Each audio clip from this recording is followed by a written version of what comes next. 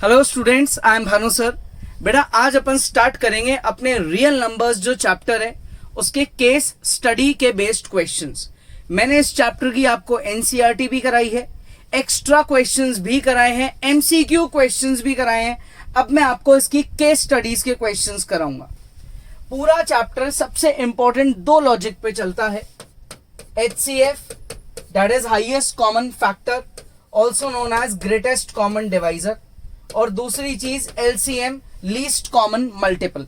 अगर given numbers से आपको कोई छोटा नंबर निकालना है, मतलब क्वेश्चन की डिमांड छोटा नंबर है, तो आप HCF की बात करोगे, और अगर क्वेश्चन की डिमांड बड़ा नंबर है तो आप LCM की बात करोगे। जैसे अगर मैंने बोला यहाँ पे 3 और 4 का HCF, तो HCF मेरा क्या निकलेगा, इनका छोटा नंबर 1। लेकिन अगर मैंने बोला LCM निकालो तो वो निकलेगा बड़ा नंबर विच इज 12। तो इस चीज पे फोकस करना है अपने को कि क्वेश्चन की डिमांड छोटा नंबर है या बड़ा नंबर है। केस स्टडी के क्वेश्चंस थोड़े से लेंदी होते हैं, इसलिए अपन पेशेंस से पहले क्वेश्चन को पढ़ेंगे, उसको समझेंगे, उसमें गिवन आइडेंटिफाई करेंगे और फिर दिमाग लगाएंगे कि अपने को फाइंड क्या करना है। ठीक है, स्टार्ट करते हैं। देखो क्वेश्चन नंबर 1 यानी कि first case study. First case study क्या है, इसमें आपको बोला गया when marbles in a bag are divided evenly between 2 friends. दो लोगों में हमने कुछ मार्बल्स को इक्वली बांट दिया, तो एक मार्बल बच गया। यहां पे एक मार्बल बच गया। कब बच गया एक मार्बल? जब आपने दो लोगों में इक्वल डिवीजन किया तब बच गया। ठीक है, When same marbles are divided among 3 friends, पहले 2 friends थे, अब 3 friends है, तो भी आपका एक मार्बल बच गया। When marbles are divided among, अब 5 friends है, तो भी आपका एक मार्बल बच गया। मतलब आपने 2 लोगों में बांटा, एक मार्बल बच गया। 3 लोगों में बांटा तो भी एक मार्बल बच गया। 5 लोगों में बांटा तो भी एक मार्बल बच गया। मतलब मेरे मार्बल्स ऐसे हैं जिसको मैं 2 से डिवाइड करूं, रिमाइंडर आएगा 1। 3 से डिवाइड करूं तो भी रिमाइंडर आएगा 1। 5 से डिवाइड करूंगा तो भी मेरा रिमाइंडर क्या आएगा, 1। टोटल नंबर ऑफ मार्बल्स को मैंने 2 से डिवाइड करा, रिमाइंडर आया 1। इसको अगर मैंने 3 से डिवाइड करा तो भी मेरा रिमाइंडर क्या आया, 1। ठीक है, 2 से डिवाइड करूंगा, रिमाइंडर आएगा 1। टोटल को अगर मैं 3 से डिवाइड करूंगा तो भी रिमाइंडर आएगा 1। टोटल को अगर मैं 5 से डिवाइड करूंगा तो भी रिमाइंडर क्या आएगा, 1। क्योंकि हर बार एक मार्बल मेरा बच रहा है। तो यहां पे ये इवन नंबर है, ये रिमाइंडर 1 नहीं देगा, ये भी नहीं देगा, ये भी नहीं देगा। सिर्फ ये ऐसा है जो ऑड नंबर है और जो रिमाइंडर तीनों केसेस में मुझे 1 देगा। इसको 2, 3, 5 किसी से भी डिवाइड करके आप देख लो। Next, what is another possible number of marbles, यानी कि इन ऑप्शन में भी मुझे सोचना है। 31 तो सेम हो गए, इन्होंने बोला अनदर, तो सेम आंसर तो मैं दे नहीं सकता। बाकी के 2 नंबर्स इवन है, इवन को अगर मैं 2 से डिवाइड करूंगा तो रिमाइंडर 1 कभी नहीं आएगा। तो यानी कि मेरा जो दूसरा करेक्ट ऑप्शन है वो है मेरा ऑप्शन नंबर बी। ठीक है, इसका ऑप्शन ए करेक्ट है और इसका ऑप्शन बी करेक्ट है। नेक्स्ट, ये अच्छा क्वेश्चन है। देखो, an online shopping website sells 10 type of items which are packed into various size of cartons which are given below। बहुत सारी आजकल एप्स है, बहुत सारी कंपनीज है, स्टोर्स है जो अपना माल ऑनलाइन बेचती है, जो प्रोडक्ट्स को ऑनलाइन सेल करते हैं। कस्टमर मोबाइल पे ऑर्डर देता है और सामान उसके घर आ जाता है। पूरा जो मटेरियल है, जो प्रोडक्ट है, उसको डिलीवर करने की रिस्पॉन्सिबिलिटी कंपनी की होती है। ड्यूरिंग ट्रांसपोर्टेशन अगर डैमेज हो गया तो कस्टमर उसके लिए रिस्पॉन्सिबल नहीं है, उसके लिए कंपनी रिस्पॉन्सिबल है। तो ऑब्वियसली कंपनी कभी नहीं चाहेगी कि उनका नुकसान हो, वो अपने प्रोडक्ट को बहुत सेफली डिलीवर करने की कोशिश करेगी। Company places supporting thermocol sheets inside every package along the edges. Company ने सोचा जो कार्टून है उसके चारों तरफ अंदर की साइड हम थर्मोकोल्स की पैकिंग कर देते हैं। Company thought of procuring same size sheets for all type of cartoons. उन्होंने बोला कि देखो हमारे कार्टून्स जो हैं वो इतने सारे टाइप के हैं, लेकिन हम शीट ऐसी खरीदना चाहते हैं जो सब में फिट हो जाए, ताकि हमको कंफ्यूजन नहीं हो कि किस कार्टून में कौन सी शीट लगानी है। हमको एक ही शीट खरीद के दे दो ऐसी जो किसी में भी हम लगाएं हमें प्रॉब्लम नहीं आए। ठीक है, कंपनी अपनी जगह सही है, कंपनी खुद का टाइम बचाना चाहती है। What should be the maximum size of the sheet that fits into all type of cartoons. अब यार कॉमन सी बात है, कंपनी चाहती है कि ऐसी शीट खरीदें जो छोटे से लेकर बड़े कार्टून सब में आ जाए। इसका मतलब कंपनी कभी भी शीट ऐसी नहीं खरीदेगी जो कार्टून से भी बड़ी होगी, फिर तो कंपनी का वेस्टेज जाएगा। कंपनी ये चाहती है कि कार्टून तो रहे बड़ा और उसके अंदर शीट्स रहे छोटी छोटी, ठीक है। किसी में ज्यादा शीट लग जाएगी, किसी में कम शीट लग जाएगी, लेकिन शीट से सारे कार्टून्स की साइज मैच कराना चाहती है कंपनी। तो ये जो कार्टून के डायमेंशंस हैं वो क्या है? कार्टून्स के डायमेंशंस है 6x8, 12x24, फिर है 24x36, उसके बाद है 36x48 और उसके बाद है 48x96, ठीक है। ये सारे जो मैंने पहली चीजें लिखी है ये सब क्या है? लेंथ। और ये दूसरी चीजें क्या है? ब्रेड्थ। अब यार लेंथ का मैं HCF निकालता हूं, HCF ऑफ लेंथ, तो 6, 12, 24, 36, 48 इन सबका हाईएस्ट कॉमन फैक्टर है 6। ये सब 6 से डिवाइड हो रहे हैं। और अगर मैं HCF निकालूं किसका? ब्रेड्थ का, तो ब्रेड्थ का HCF क्या होगा? 8, 24, 36, 48, 96 ये सब हाईएस्ट किससे डिवाइड हो रहे हैं? 4 से। तो मेरा जो साइज है थर्मोकॉल शीट का वो होना चाहिए 6x4, यानी कि यहां जो मेरा करेक्ट ऑप्शन है वो है option number A. First question का ऑप्शन नंबर ए, ये मेरा फर्स्ट क्वेश्चन है। How many such sheet sizes are possible? कितनी साइजेस पॉसिबल निकली?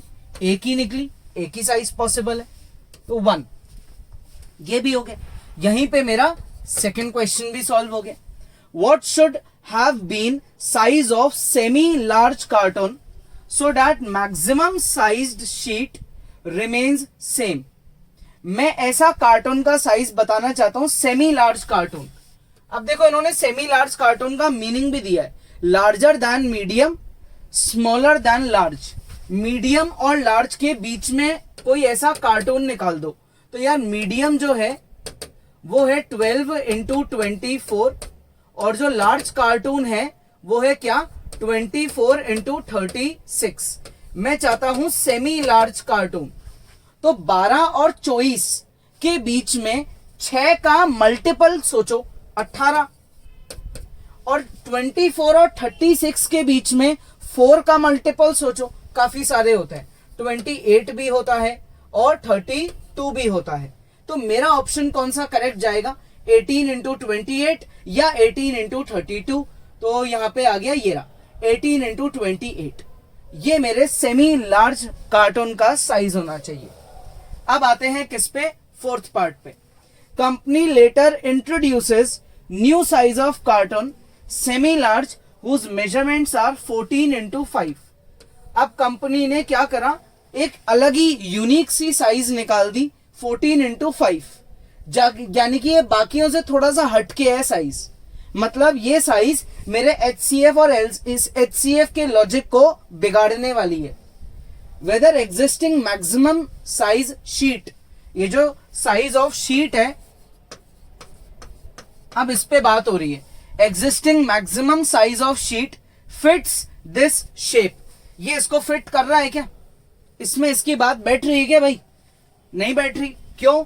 क्योंकि 6 14 का मल्टीपल नहीं होता और 4 15 का मल्टीपल नहीं होता।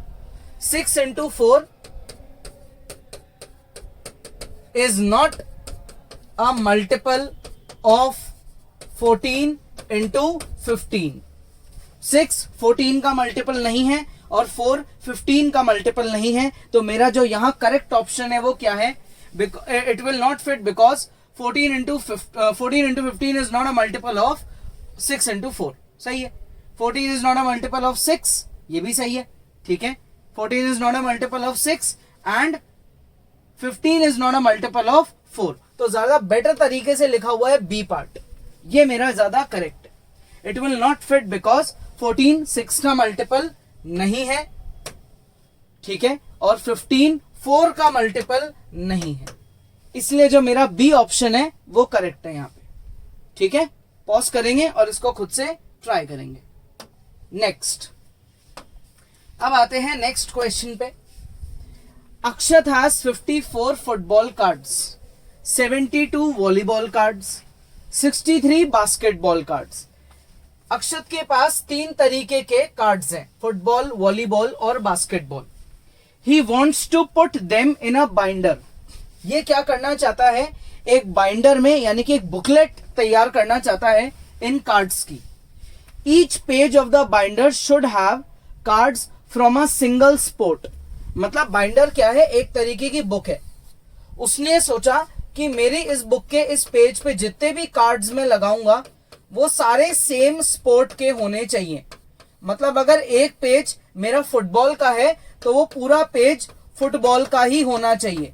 फिर अगला पेज मेरा अगर वॉलीबॉल का है तो सारे कार्ड वॉलीबॉल के होने चाहिए। ऐसे ही सारे कार्ड जो है वो बास्केटबॉल के होने चाहिए। वो मिसमैच नहीं करना चाहता। ठीक है।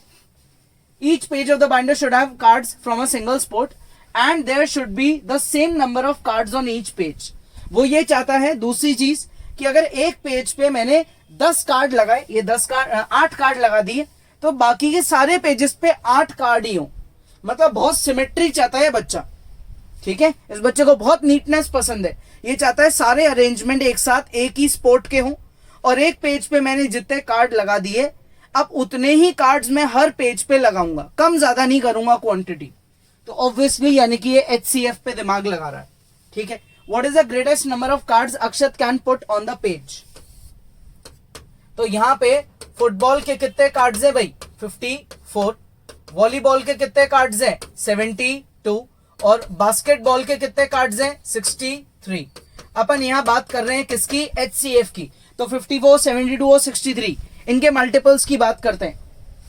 देखो 6 9 जा 54, 8 9 जा 72, 7 9 जा 63, 7 9 जा 63। सब में क्या कॉमन है, 9।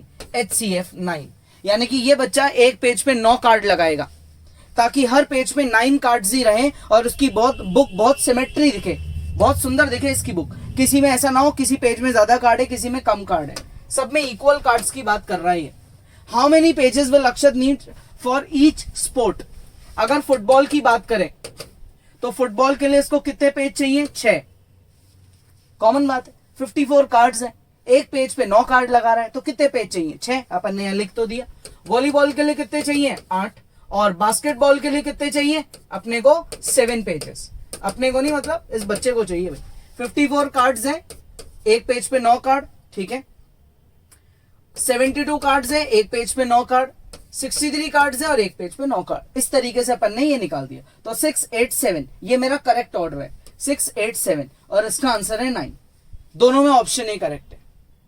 Next question, a patient admitted to the Chhotu hospital. Hospital का नाम है देखो छोटू hospital.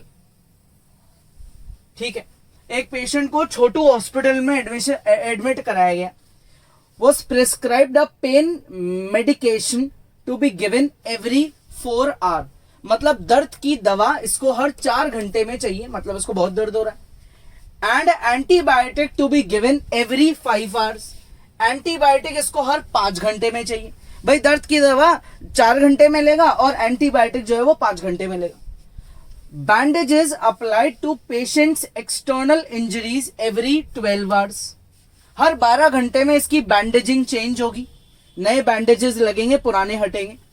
The nurse change the bandages and gave patient both the medications at 6 AM Monday morning. Monday को सुबह 9 बजे नर्स आई पेशेंट के पास, उसने उसकी बैंडेज यानी कि पट्टियां भी बदल दी, उसने पेन किलर की दवा भी दे दी और उसने एंटीबायोटिक भी दे दी। तीनों चीजें नर्स ने एक साथ एक ही टाइम पे कर दी। लेकिन आप फोकस करो, तीनों का टाइम देखो बिल्कुल अलग अलग है। हर 4 घंटे के ड्यूरेशन में ये पेन किलर देना है, 5 घंटे के ड्यूरेशन में एंटीबायोटिक देना है और 12 घंटे में इसकी बैंडेजिंग करनी है। मतलब सुबह 9 बजे ऐसा सीक्वेंस बैठा मंडे को कि नर्स ने देखा टाइम टेबल में कि यार ये तो तीनों चीजों का यही टाइम है, इसी टाइम पे तीनों चीजें मुझे करनी पड़ेगी। ठीक है, आगे पढ़ते हैं। How many hours will pass before patient is given both medications and has his bandages changed at same time. यानी कि अब दोबारा कितनी देर बाद ऐसा होगा कि तीनों चीजें वापस नर्स को एक साथ करनी पड़ेगी, ये बताना है। How many hours. सुबह 6 बजे मंडे को एक बार उसने ऐसा किया था, तीनों चीजें बदली थी। अब कितनी देर बाद ऐसा होगा? तो यार यहाँ पे जो ड्यूरेशंस है, जो टाइम ड्यूरेशंस है, वो 3 चीजों के बारे में है ना। पेन किलर का है 4 आवर, एंटीबायोटिक का है 5 आवर और बैंडेजेस का है 12 आवर। अब मैंने आपको बोला कि यार HCF निकालो, तो पॉसिबल ही नहीं है। मैं आपके गलत चीज करने को बोल रहा हूं, क्योंकि HCF आएगा 1, 1 घंटे में तो बदली ही नहीं जाएगी। यानी कि क्वेश्चन की डिमांड यार छोटा नंबर तो है नहीं, क्वेश्चन की डिमांड यहां क्या है? बड़ा नंबर। बड़ा नंबर यानी कि LCM। मुझे इन सब का LCM निकालना है, 4, 5 और 12 का, और ये LCM मेरा आएगा 60। So therefore after 60 hours nurse को तीनों चीजें दोबारा एक साथ चेंज करनी पड़ेगी। तो option A is correct. Next, what day and time will this be? अगर 60 आवर्स की आप बात कर रहे हो तो कौन सा डे और क्या टाइम हो जाएगा ये बताओ।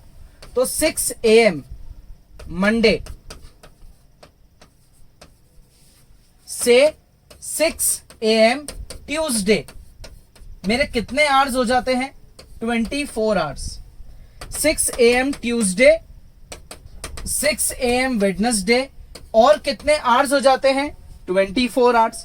टोटल करो कितना हुआ? 48 आवर्स। इसमें 12 जोड़ देते, यानी कि 6 AM वेडनेसडे में 12 घंटे अगर जोड़ता हूं तो ये बन गया 6 PM वेडनेसडे।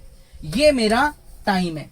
यानी कि मंडे मॉर्निंग 6 बजे से 60 आवर्स जब मैं कैलकुलेट करूंगा तो 6 PM वेडनेसडे, इवनिंग 6 वेडनेसडे को नर्स को तीनों चीजें एक साथ करनी पड़ेगी। तो correct option is B. Next, Bhavin supplies bread and jam to hospital and school. Bhavin का काम है ब्रेड और जैम्स को, वो डीलर है ब्रेड और जैम का, और वो सप्लाई करता है हॉस्पिटल में और स्कूल में। Bread and jam are supplied in equal number of pieces. Bhavin ने ये कंडीशन रखी है कि मैं इक्वल नंबर ऑफ पीसेस में ही बांटूंगा, कभी भी ऐसा नहीं करूंगा ब्रेड ज्यादा दे दी जैम कम दे दी, मतलब इसके बिजनेस में चोरी नहीं होती भाई। Bread comes in a packet of 8 pieces. Jam comes in a packet of 6 pieces. एक पैकेट जो ब्रेड है उसमें 8 स्लाइसेस हैं और एक पैकेट जैम में 6 स्लाइसेस हैं। ठीक है। On a particular day, Bhavin supplied X packets of bread and Y packets of jam to the school. X packet और Y पैकेट उसने जाके सप्लाई कर दिए स्कूल में। फिर वो गया hospital and supplied 3X packets of bread along with sufficient packets of jam to hospital. The number of students in the school are between 500 and 550. School में कितने बच्चे हैं? 500 से 550 बच्चे हैं। ये पूरी इतनी बड़ी डिटेल है, चाहो तो पॉज करके एक बार आप इसको खुद से भी एक बार दोबारा पढ़ लो। How many students are there in the school, ये मुझे यहाँ पे फाइंड आउट करना है। देखो first part, how many students are there in school, school में कितने बच्चे हैं, करेक्ट ऑप्शन मुझे बताना है। ठीक है, तो अब देखो इसमें फोकस करते हैं इसकी क्वांटिटी पे। ब्रेड के एक पैकेट में 8 पीस हैं और जैम के एक पैकेट में 6 पीस हैं। एलसीएम निकालते हैं किसका? अपन अपने 8 और 6 का। 8 और 6 का जो एलसीएम है वो होता है 24। 8 3 जा 24, 6 4 जा 24, बिल्कुल करेक्ट है। यानी कि 24 के मल्टीपल्स में चीजों को दी जाएगी तो उतने ही बच्चों को दी जाएगी जितने स्कूल में है, यानी कि उतनी क्वांटिटी Bhavin डिलीवर करेगा, ज्यादा तो करेगा नहीं, उसको खुद का नुकसान कराना नहीं है। इसका मतलब total students are multiple of 24। तो 24 के मल्टीपल पे आते हैं, देखना ढंग से अब कैसे सोचा जाता है। 24 को अगर मैंने बोला 20 से मल्टीप्लाई करो तो 480 आता है। इनमें से सारे ऑप्शंस 480 से बड़े हैं। अगर मैंने बोला इसमें 24 और जोड़ दो तो ये हुआ 0 और ये 1 कैरी 504। यानी कि 24 को मैं 21 से मल्टीप्लाई करूंगा तो 504, तो करेक्ट ऑप्शन हो गया ऑप्शन नंबर बी। यानी कि स्कूल में 504 बच्चे हैं। सो देयरफॉर टोटल स्टूडेंट्स कितने हैं? टोटल स्टूडेंट्स है मेरे 504, क्योंकि वो 24 का क्या बन गए हैं? मल्टीपल बन गए हैं। आ गया समझ में? ठीक है। नेक्स्ट पार्ट करते हैं अब second. How many packets of bread are supplied in the school? School में कितने बच्चे हैं? 504 बच्चे हैं। बेबिन क्या चाहता है? हर बच्चे को एक स्लाइस मिल जाए भाई, एक स्लाइस खुश हो जाएगा बच्चा। तो टोटल बच्चे 504 हैं और एक पैकेट में 8 पीस हैं। तो number of packets of bread, number of packets of bread कैसे निकालेगा भाई बेबिन? क्या कैलकुलेशन करेगा? 504 बच्चे हैं, एक ब्रेड के पैकेट में 8 स्लाइस है, डिवाइड कर दो। 6 8 जा 48, 2 कैरी गया तो ये हो गया 8 3 जा 24, तो ये हो गया 63 ब्रेड के पैकेट वो सप्लाई करेगा। ठीक है, क्योंकि स्कूल में 504 बच्चे हैं और एक ब्रेड के पैकेट में 8 स्लाइस आते हैं। नेक्स्ट, अब आते हैं थर्ड पार्ट पे। How many packets of jam are supplied in the school? Jam के कितने पैकेट सप्लाई होंगे? ये भी इजी है। Number of packets of jam कैसे निकालेंगे हम? कितने बच्चे हैं स्कूल में? अपने स्कूल में कितने बच्चे हैं भाई? स्कूल में है 504 बच्चे, ठीक है, और एक पैकेट में कितनी जैम आ रही है? एक पैकेट में 6 पीसेस आ रहे हैं, तो नंबर ऑफ पैकेट्स कितने हुए? 504 डिवाइड बाय 6। ठीक है, डिवाइड करना है तो ये क्या आएगा? डिवाइड करते हैं तो 7 9 जा 7 6 जा 42, 6 8 जा 48, 8 आ रहा है तो 8, फिर 2 कैरी गया तो 6 4 जा 24, तो correct option is 84। Correct option is 84। तो जैम के कितने पैकेट दिए जाएंगे स्कूल में? 84 पैकेट दिए जाएंगे। Next, how many packets of breads are supplied in the hospital? अब स्कूल की बात खत्म हो गई, अब हॉस्पिटल पे आते हैं। Supplied 3x packet of bread along with sufficient packets of jam to hospital। 3x packet उसने दिए हैं हॉस्पिटल में। तो अगर हॉस्पिटल की क्वेश्चन में बात करी गई है तो हॉस्पिटल में कितने पैकेट दिए गए हैं? 3x। अपन कर रहे हैं अपना कौन सा वाला पार्ट? फोर्थ वाला। तो number of how many packets of bread, x की वैल्यू क्या है? x की वैल्यू निकाली है 63, तो 3x यानी कि 3 इंटू 63 कितना होता है? ये 189। ठीक है, क्या आंसर आया? 189। ये इसका करेक्ट आंसर है। Next, how many packets of jam are supplied in the hospital? Jam की कितनी पैकेट्स सप्लाई होगी भाई? अब देखना यहां, इसमें दिमाग लगाएंगे अपन ढंग से। फिफ्थ पार्ट में 3x पैकेट ब्रेड के सप्लाई हुए, यानी कि ब्रेड के 189 पैकेट इस बच्चे ने जाके सप्लाई करे हैं हॉस्पिटल में। ब्रेड के एक पैकेट में कितनी ब्रेड है? 8। इसने कितने पैकेट दिए? 189। तो टोटल ब्रेड्स कितनी हो गई? टोटल स्लाइस कितने हो गए ब्रेड के? टोटल स्लाइस ऑफ ब्रेड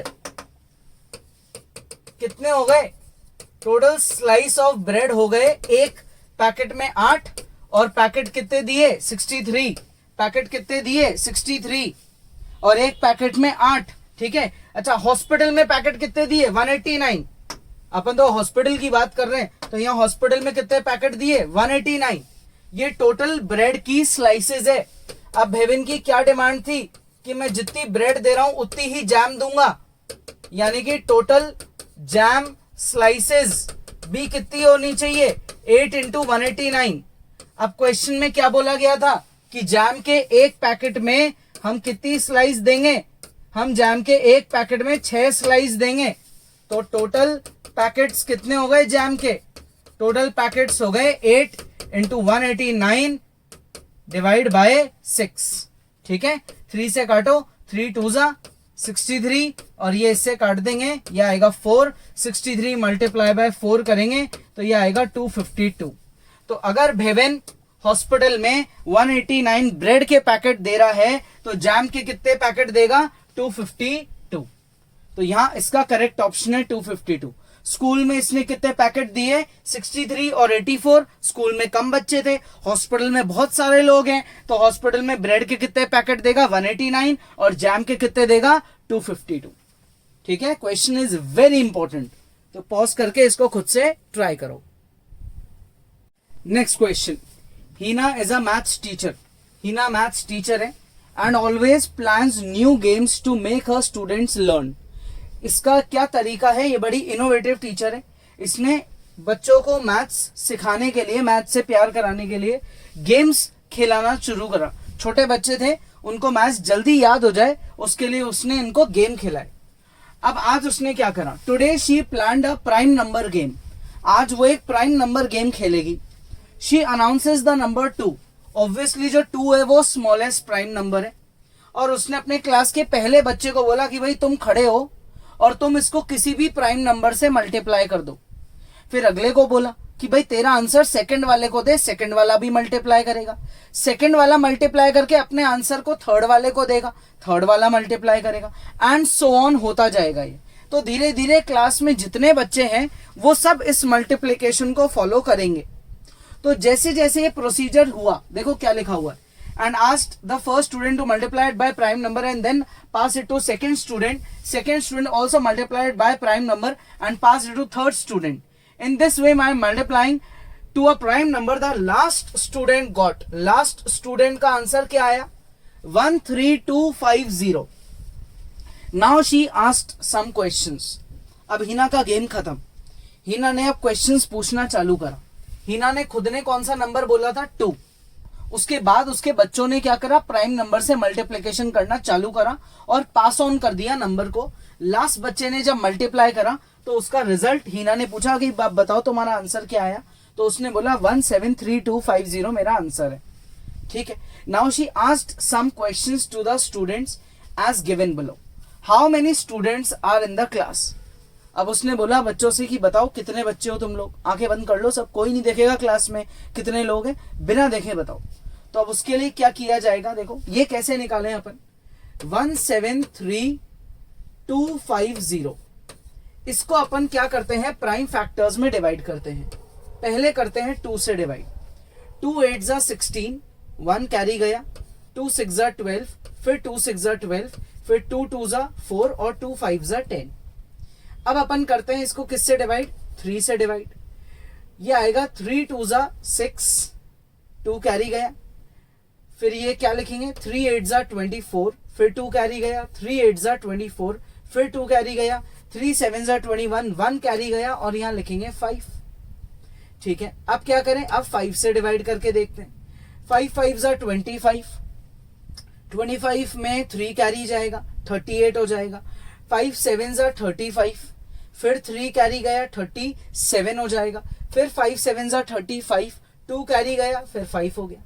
फिर 5 से डिवाइड करते हैं। 5 1 जा 5, फिर 5 1 जा 5, 2 कैरी गया 27, 5 5 जा 25, 2 और कैरी गया। फिर 5 से डिवाइड करते हैं। 5 2 जा 10, ठीक है, हर बार प्राइम नंबर से डिवाइड करना है। 1 कैरी गया, 5 3 जा 15, और फिर ये हो गया 5 1 जा 5। अब क्या करें? अब इसको किससे डिवाइड करें? अब अपन 231 को डिवाइड करते हैं जैसे 11 से। तो 11 2 जा 22, ठीक है, और 22 का 1 कैरी गया, 11 1 जा 11। 3 से डिवाइड करते हैं 7, 7 से डिवाइड करा 1। ये मेरी प्राइम फैक्टराइजेशन हो गई। इसमें जो ये 2 वाला नंबर है, ये 2 नंबर किसने बोल दिया था? पहले ही हीना ने बोल दिया था। हीना ने बोला था 2। उसके बाद उसके बच्चों ने मल्टीप्लिकेशन चालू करा, जिसके जो मन में आया उसने अपने मन से प्राइम नंबर से मल्टीप्लाई करा और आंसर पास ऑन करते गए। हीना ने ये तो बोला नहीं था कि प्राइम नंबर रिपीट नहीं होगा, मतलब कोई भी बच्चा कुछ भी प्राइम नंबर यूज कर सकता है। तो क्वेश्चन ये है, how many students are there in the class? कितने हैं आप गिन लो। 1 2 3 4 5 6 और 7, 7 स्टूडेंट्स है क्लास में। What is the highest prime number use by the student? सबसे बड़ा प्राइम नंबर क्या है? 11। सबसे बड़ा प्राइम नंबर 11 है। What is the least prime number use by the students? अब इसमें देखो इन्होंने कंफ्यूज करने के लिए 2 भी लिख दिया। 2 इज अ प्राइम नंबर, लेकिन उसको स्टूडेंट ने यूज नहीं करा, उसको तो हीना यानी कि टीचर ने यूज करा। तो अपना स्टूडेंट्स का यूज करा हुआ सबसे छोटा प्राइम नंबर 3 है। Which prime number has been used maximum times, सबसे ज्यादा कौन सा यूज हुआ है, ये 5। तो ये इसके ऑप्शंस है। इजी है क्वेश्चन, है ना। आगे पढ़ते। Next, Dhruv works as a manager in a hotel. Dhruv जो है एक होटल का मैनेजर है। He has to arrange chairs in halls for a function. एक फंक्शन के लिए इसको चेयर्स को अरेंज करना है। The hall has a certain number of chairs.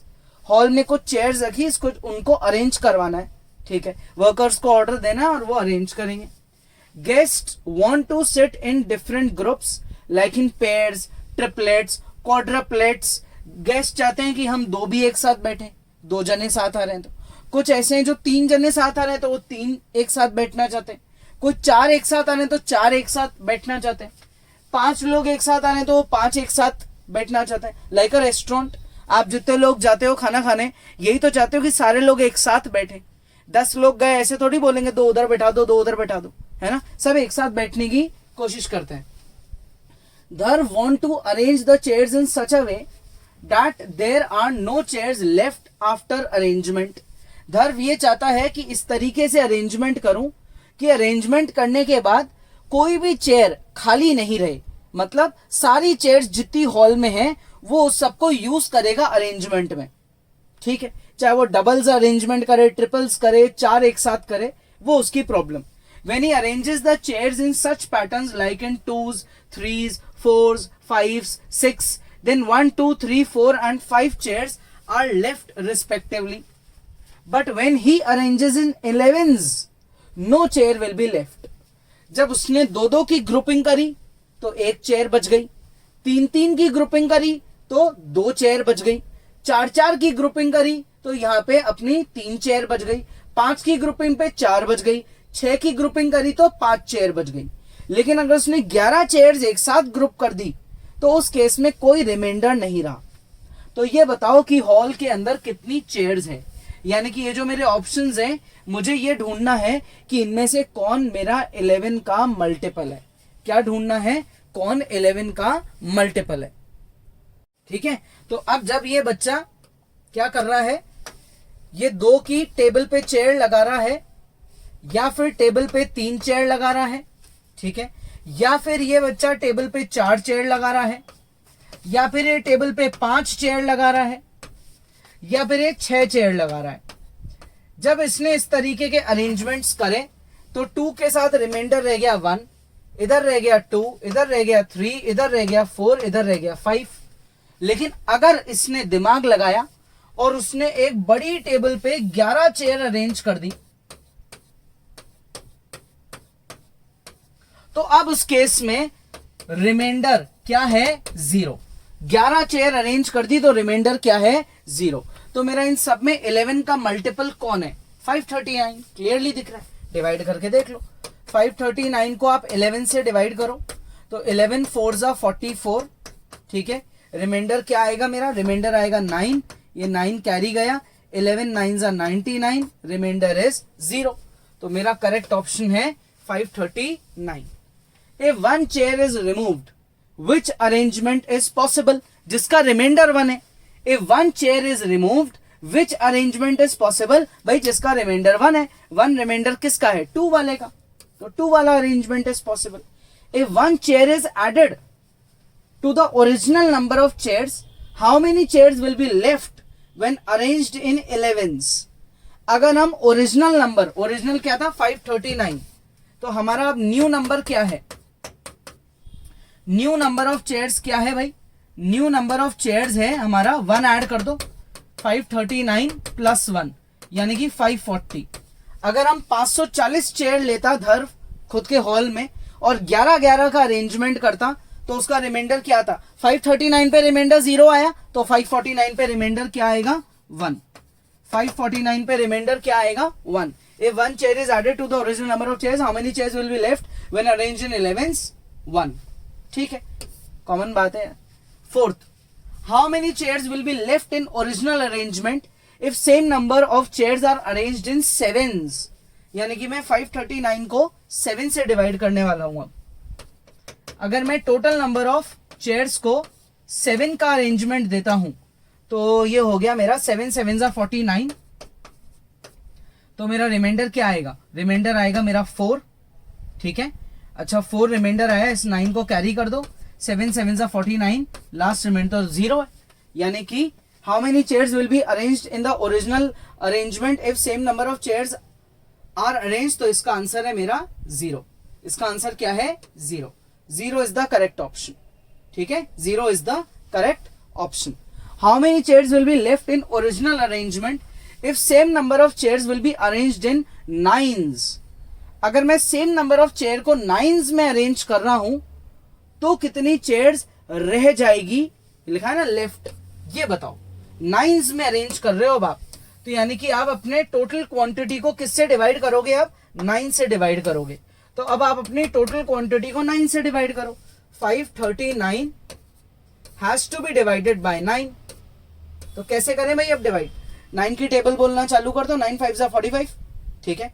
9 6 जा 54, तो 54 तो बड़ा होता है, तो 9 5 जा 45 करेंगे।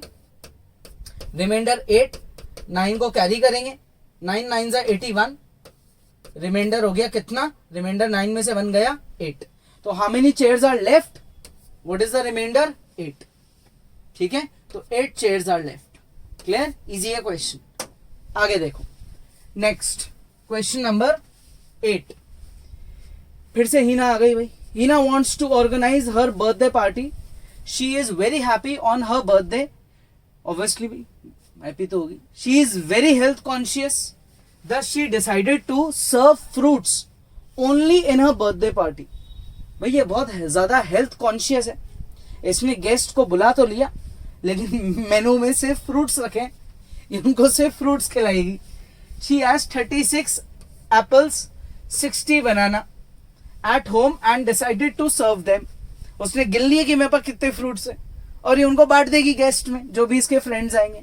She wants to distribute fruits among guest, she does not want to discriminate. ये कम ज्यादा नहीं करना चाहती, ये सबको बराबर प्यार करती है भाई। तो ये चाहती है कि सबको बराबर फ्रूट्स मिले, इक्वल डिस्ट्रीब्यूशन चाहती है ये बच्ची। तो जो 36 एप्पल है और 60 बनानास है उसका क्या लेंगे अपन, HCF, क्योंकि LCM ले नहीं सकते ना, LCM तो बड़ा नंबर आएगा, तो आपको लेना पड़ेगा HCF। तो यहाँ पे जो एप्पल्स है इसके पास वो है 36 और जो बनानास है वो कितने हैं 60।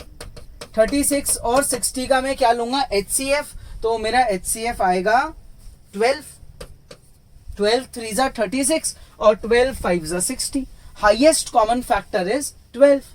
यानी कि ये अपने घर पे कितने गेस्ट को बुला सकती है, 12 गेस्ट को।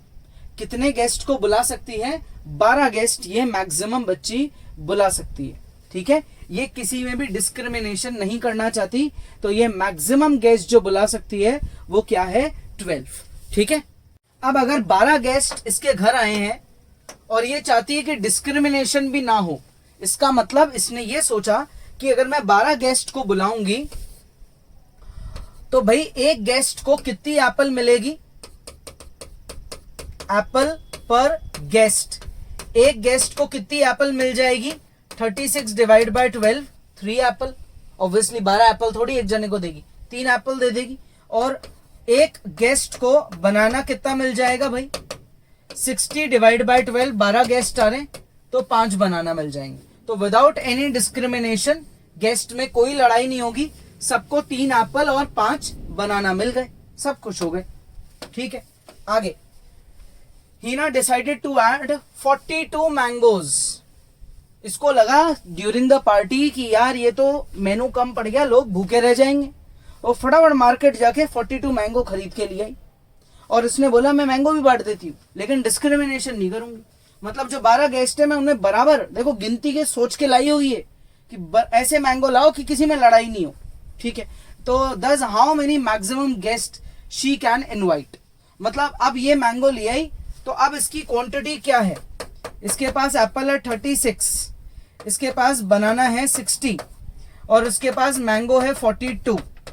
अगर ऐसा होता तो उस केस में हिना को कितने गेस्ट को बुलाना चाहिए, ये अपने से पूछा गया है। तो अब यहाँ पे नंबर ऑफ गेस्ट क्या हुए जो ये बुलाएगी, वो इनका हुआ HCF। तो HCF निकालते हैं। 6 6 36, 6 7 42, 6 10 60। तो इन सब का जो HCF है वो क्या है, 6 है। इन सब का HCF क्या है, 6 है। तो यहाँ पे जो क्वेश्चन की डिमांड है वो क्या है, HCF। तो HCF क्या निकलेगा, 6। क्लियर। हिना ने मैंगो जो है कितने खरीदे हैं, मैंगो खरीदे हैं 42। तो अब यहाँ पे इनके मल्टीपल्स वो निकालेगी, तो ये इसके मल्टीपल्स निकल गए। ठीक है। तो इसका मतलब इसका जो HCF है यानी कि इसके जो नंबर ऑफ गेस्ट हैं वो कितने होंगे, वो होंगे 6। 6 गेस्ट ये इनवाइट कर सकती है, 6 गेस्ट। क्लियर, आ गया समझ में। Next, how many total fruits will each guest get respectively. How many total fruits. तो अब अगर नई सीक्वेंस की बात करें तो एक गेस्ट को एप्पल कितनी मिली, एप्पल पर गेस्ट कितनी है, 36 एप्पल्स है, 6 गेस्ट है, एक गेस्ट को 6 एप्पल मिली। बनाना पर गेस्ट कितने हैं, 60 बनाना है, 6 गेस्ट है, तो एक गेस्ट को 10 बनाना मिल गए। ठीक है। मैंगो की बात करें तो मैंगो में टोटल मैंगो है 42, गेस्ट हैं 6, तो एक गेस्ट को कितने मैंगो मिले, 7। तो ये इसका सीक्वेंस है, 6 10 और 7। 6 एप्पल, 10 बनाना, 7 मैंगो। अब तो कोई भूखा नहीं रहेगा। ये इनकी क्वांटिटी सर्व्ड हो गई। Hina decided to add 3 mangoes and remove 6 apple in total. How many maximum guest can be invited? Hina के पास एप्पल थी 36। अब बात कर रहे हैं अपन न्यू क्वांटिटी की। अब हिना भाई ज्यादा ही दिमाग लगा रही है। हिना ने क्या सोचा कि 6 एप्पल कम कर देते हैं, एप्पल महंगी होगी, कम कर दी 6। मैंगो सस्ते हैं, 3 मैंगो इसने बढ़ा दिए। मतलब बनाना तो उतने ही है, बनाना हमेशा ही सस्ते रहते हैं। मैंगो जो है उसने कितने बढ़ा दिए, 3 बढ़ा दिए। ये इसकी नई क्वांटिटी है, 30 60 45। अब कितने गेस्ट वो बुलाए, तो अब मुझे इन सब का क्या निकालना चाहिए, HCF। तो 5 6 30, 5 12 60, 5 9 45। इन सबको मैं 3 से और काट पाऊंगा यानी कि 15। अब मेरा आंसर क्या है, 15, क्योंकि इन सब का जो HCF है इस बार वो 15 है। तो अब ये बच्ची 15 गेस्ट बुला सकती है। ठीक है। पहली सिचुएशन में 12 गेस्ट बुला सकती थी, नेक्स्ट सिचुएशन में ये 6 गेस्ट बुला सकती है। लेकिन इसने दिमाग लगाया, इसने सोचा कैसे क्वांटिटी को कम करके लोग ज्यादा कर दिए जाए।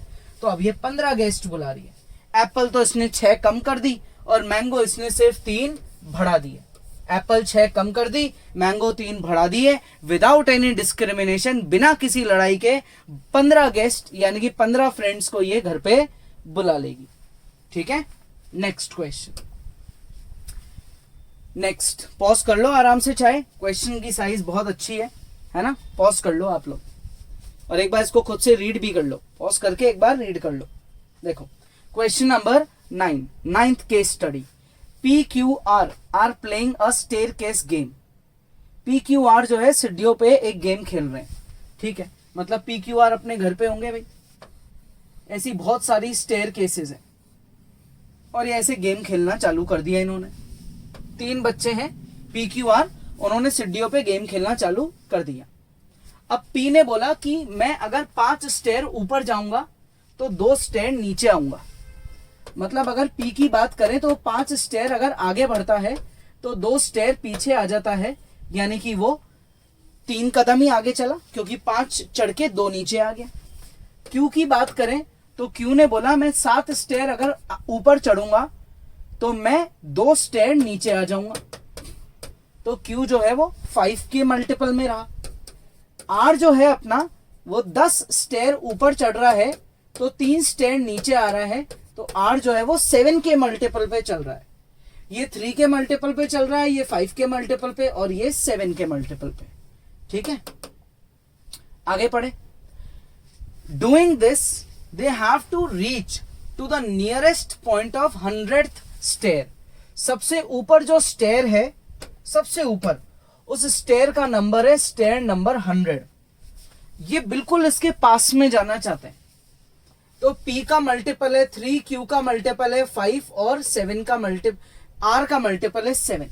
देखने से ऐसा लग रहा होगा कि यार Q वाला जो है ये 5 और 100, 5 तो एग्जैक्ट मल्टीपल है 100 का, यानी कि Q वाला ऐसा होगा जो सीधा 100 स्टेयर पे पहुंच ही जाएगा। लेकिन ये जरूरी नहीं है, क्योंकि ये लोग पहले चढ़ रहे हैं अलग और बाद में उतर भी रहे हैं। मल्टीपल्स की बात तो बाद में हो रही है, पहले प्लस माइनस पे फोकस करो। अब देखो, अब दिमाग लगाते हैं, who reaches the nearest point, तीनों में से या सारे ही एक साथ कौन ऐसे हैं ऑप्शन जिसपे ये नियरेस्ट 100 पे पहुंच जाएंगे।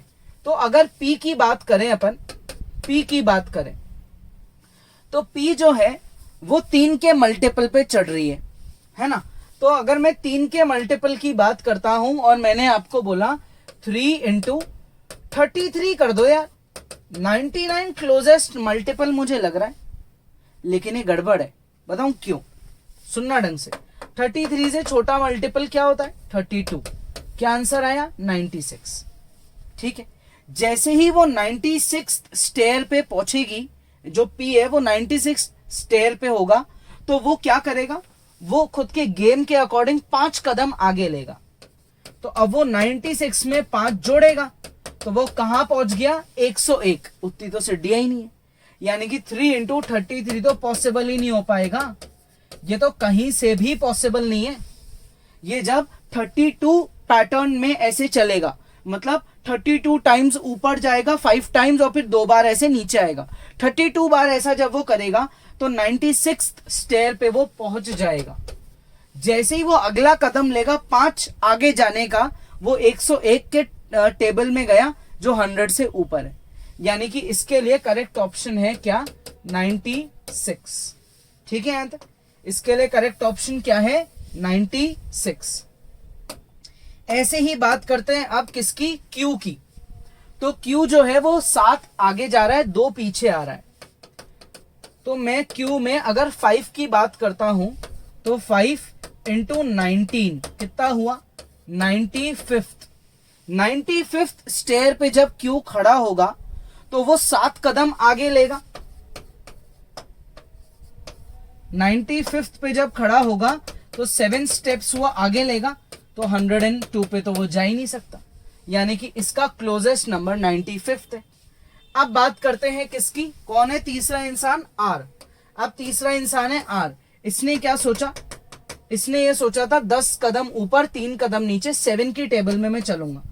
तो 7 की टेबल जब अपन इसके लिए बोलेंगे तो 7 मल्टीप्लाई बाय क्या करेंगे, 7 मल्टीप्लाई बाय किससे करें कि 100 से छोटा ही रहे।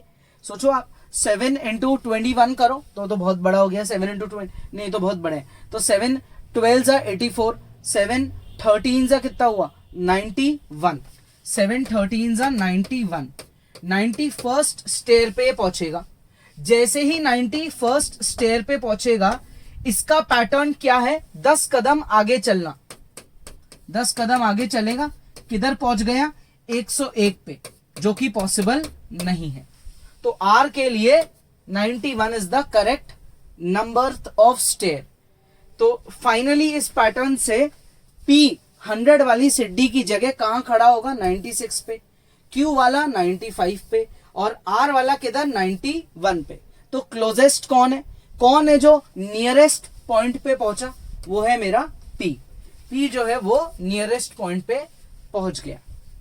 पॉज कर लो एक बार ढंग से और इसको कॉपी कर लो, पॉज कर लो और कॉपी कर लो। अब मुझे ये बताना है, पढ़ लो एक बार आप लोग खुद भी सेकंड पार्ट, क्या बताना है अपने को, पढ़ लो ढंग से। How many times can they meet in between on same stair. तो यार यहां पे 3 5 7 they are moving in the multiples of, they are moving in multiples of 3, 5 and 7। 3, 5 और 7 का जो LCM होता है वो क्या होता है, LCM ऑफ 3, 5, 7 ये होता है 105। सीढ़ियां तो 100 है, LCM 100 से भी बढ़ा जा रहा है, यानी कि correct answer is not possible. ये तीनों कभी एक जगह आ ही नहीं पाएंगे। ये है इसका सेकंड पार्ट। अब आते हैं किस पे, थर्ड पार्ट पे। Third part who takes least number of steps to reach near 100। कौन है जो सबसे कम स्टेप्स लेगा 100 तक जाने में। ठीक है, तो अपने वैल्यूज क्या थी, अपनी वैल्यूज थी 96 थी। फिर अगले वाले की क्या थी भाई, अगले वाले की 95 थी। ठीक है, फिर अगले वाले की क्या थी, 91 थी। इसका मल्टीपल है 3, इसका मल्टीपल है 5, इसका मल्टीपल है 7। ये कैंसिल आउट करो आप तो ये आया 32। ठीक है, ये कैंसिल आउट करोगे तो ये आएगा 19, और ये कैंसिल आउट करोगे तो कितना आएगा, ये आएगा 13। तो कौन है जो लीस्ट स्टेप्स ले रहा है, वो है मेरा आर। सिर्फ कितने स्टेप्स ले रहा है, 13 स्टेप्स। क्लियर, आ गया समझ में। तो आर इसका करेक्ट आंसर है। अब आते हैं फोर्थ पार्ट पे, पढ़ लो एक बार आप ढंग से फोर्थ पार्ट, और इसको पॉज करके खुद से ट्राई भी कर लो। अब आते हैं फोर्थ पार्ट पे। तो भाई फोर्थ पार्ट क्या है, What is the first stair where any 2 out of 3 will meet?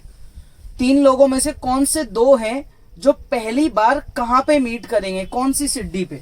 तो P और Q का जो LCM है वो कितना हुआ, 3 और 5 का LCM 15। Q और R का LCM, Q और R का LCM 35। P और R का LCM कितना हुआ, P और R का LCM 21। तो सबसे छोटा नंबर क्या है, 15। तो 15th स्टेयर पे मीट कर जाएंगे P और Q। तो यहां पे जो करेक्ट ऑप्शन है वो क्या है, ऑप्शन ए। P और Q मीट कर जाएंगे 15th स्टेयर पे। ठीक है, नेक्स्ट। अब आते हैं नेक्स्ट पे। What is the second stair where any 2 out of 3 will meet together. Second वाली स्टेयर कौन सी है, ये 21st स्टेयर, और थर्ड पूछते तो 35th। 15वीं स्टेयर ऐसी पहली सीढ़ी होगी जहां पे 2 लोग मिलेंगे, और 21st स्टेयर ऐसी स्टेयर होगी फिर से जहां पे 2 लोग मिल जाएंगे। तो इसका करेक्ट ऑप्शन क्या है, P और R मीट करेंगे 21st वाली स्टेयर पे। तो A, D, C, A और C ये इनके करेक्ट ऑप्शंस है। चालू कहां से करा, स्टेयर नंबर 1 से, गए कहां पे, 100 पे। किन लोगों की बात हो रही है, P, Q और R की। किसकी बात हो रही है, P, Q और R की। P 5 कदम ऊपर चढ़ता है, 2 कदम नीचे आता है। Q 7 कदम ऊपर चढ़ के 2 कदम नीचे आता है, और R 10 स्टेप्स ऊपर चढ़ के 3 स्टेप नीचे आता है। ठीक है, आ गया समझ में। तो आज की क्लास में अपन ने क्या करा है, अपन ने केस स्टडी के सारे अच्छे और यूनिक क्वेश्चंस को डिस्कस करा है। क्वेश्चन नंबर 1, फिर ये अपनी सेकंड केस स्टडी, ये थर्ड केस स्टडी, ये फोर्थ केस स्टडी, फिफ्थ के बाद यहां आ गया सिक्स्थ के बाद है अपनी सेवेंथ के बाद है 8th हिना मैथ्स टीचर, और उसके बाद अपनी 9th। हिना की बात यहाँ पे 2 जगह हुई, एक तो जब वो अपने फ्रेंड्स को बुला रही है, और एक जब वो मैथ्स टीचर है। ठीक है, so case studies are a very unique type of questions. आपको क्या करना चाहिए, हमेशा इनको ढंग से 2 बार पढ़ना चाहिए, गिवन चीजों पे फोकस करना चाहिए, और उसके बाद जो फाइंड करना है उस पे दिमाग लगाना चाहिए। तो कोई डाउट है आप वीडियो को दोबारा देखो, नेक्स्ट क्लास में अपन आगे पढ़ेंगे।